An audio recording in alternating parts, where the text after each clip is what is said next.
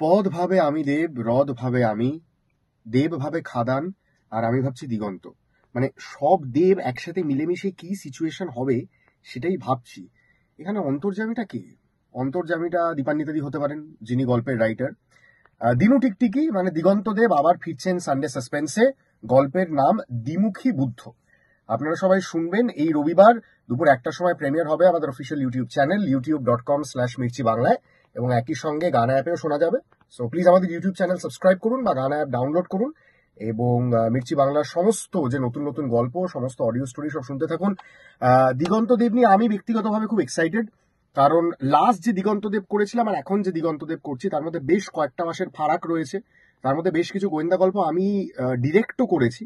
So সেই দিক দিয়ে আমার মনে হয় যে this is a very nice transition. মানে একজন অভিনেতা যখন এই প্র্যাকটিসটার মধ্যে থাকে, বিশেষ করে সেই যখন ভাবছে যে সে অন্যান্য গোয়েন্দা চরিত্রে যারা অভিনয় করছেন তাদের থেকে কি চাইছে, আমার মনে হয় তার অভিনয়তে একটু ধার বাড়ে, পলিশ বাড়ে। আর ফাইনালি কেমন দাঁড়িয়েছে, you people are the best জাজ, আপনারা শুনে বলবেন।